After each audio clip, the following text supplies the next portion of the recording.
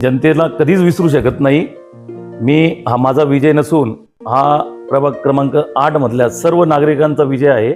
ज्यावेळेस दुकानावर उभा असतो त्यावेळेस व्यापाराच्या माध्यमातून घरच्यांना न्याय देण्याचा प्रयत्न करतो आणि ज्यावेळेस दुकानावर नसलो त्यावेळेस जनतेला न्याय देण्याचा प्रयत्न करतो। काय सांगाल? खरं तर जनतेने या ठिकाणी तिसऱ्यांदा आपल्याला सभागृहात पाठवलं आहे, पहिली प्रतिक्रिया आपली काय असेल?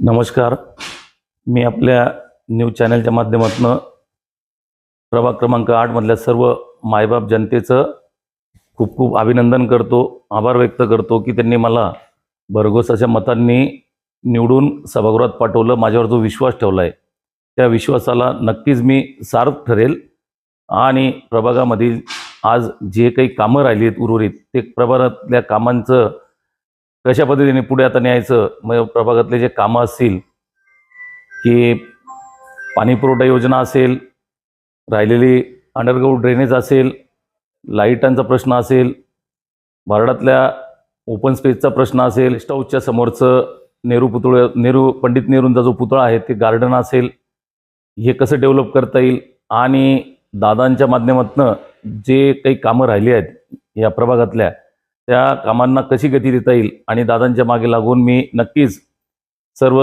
वार्डातले जे काही राहिलेले कामं आहेत ते येणाऱ्या या 5 वर्षाच्या काळामध्ये मी पूर्ण करण्याचा प्रयत्न करेल। ओके, काय नेमका प्रमुख समस्या उर्वरित राहिलेले, काय उर्वरित काम करायचे? मला असं वाटतं माझ्या वार्डामध्ये आता उर्वरित समस्या ज्या आहेत, एक ओपन स्पेस अतिशय चांगल्या पद्धतीने ओपन स्पेस गार्डन जे आहे ते डेव्हलप करणं, अंडरग्राउंड ड्रेनेजचं जे काही अर्धा जो भाग राहिला आहे तो पूर्ण करणं राहिलं। स्टेशन तर छत्रपती शिवाजी महाराजांच्या पुतळ्यापर्यंत लाईटांचा विषय असेल, बस या एवढ्या जर समस्या बघितल्या तर मला नाही वाटत की आता प्रभागामधील काही समस्या राहिलेल्या असतील। मग नंतर साफसफाई, पाणी, लाईट ह्या निरंतर आहेत, या रोजच्याच आहेत आणि त्याही रोजच्या समस्या दूर करण्याचा मी नक्कीच दादांच्या माध्यमातून नक्कीच प्रयत्न करेन। आपण हॅट्रिक केलेली आहात, सभागृहात सर्वात अनुभवी सदस्य म्हणून आपल्याकडे बघितलं जात आहे। उपनगराध्यक्षपद आपल्याकडे यावं यासाठी एकंदरीत जो चर्चा आहे समाज माध्यमात बघायला मिळते, पक्षाने ती जबाबदारी सोपवली तर तुम्ही ती घेणार का? जनतेने जी चर्चा केली मी नक्कीच त्यांचं धन्यवाद देतो, पण आमचे नेते जे आहेत आदरणीय आमदार साहेब मंगेशदादा चव्हाण, ती जी जबाबदारी मला देतील ती मी नम्र नाही पण विनम्रपणे मी सांभाळेल। 100% काँक्रिटीकरण रस्ता जे आहे आपल्या प्रभागात झालेला आहे, तर उर्वरित नेमका काय प्रमुख समस्या आहेत की येणाऱ्या काळात आपल्या माध्यमातून ते सोडवायचे?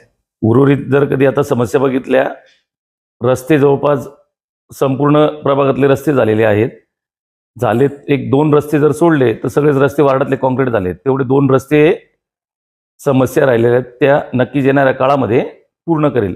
ओके, खरं तर बघायला गेलं तर एकीकडे चहाच्या माध्यमातून आपण या ठिकाणी सेवा देत आहात लोकांपर्यंत, दुसरीकडे बघायला गेलं की प्रभागातील नागरिकांचं विकासाच्या माध्यमातून आपण सेवा बजावता, दुहेरी जबाबदारी आपल्या खांद्यावरती आहे, कशा पद्धतीने पाहता? सर्वप्रथम तर चहा व्यवसाय हा जो आहे हा माझा व्यापार आहे, त्याच्यानंतर उर्वरित वेळ जो आहे ती लोकांची सेवा हाच माझा एक दृढ निश्चय माझा आहे। कशा पद्धतीने न्याय देतात लोकांना?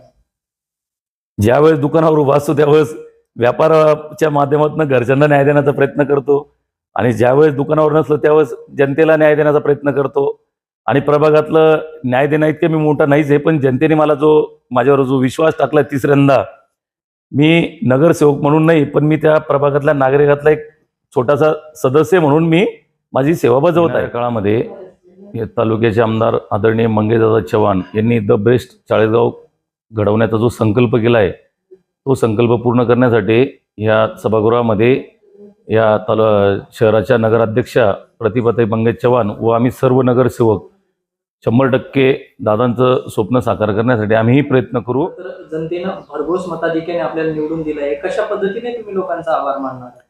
मी जनतेला कधीच विसरू शकत नाही।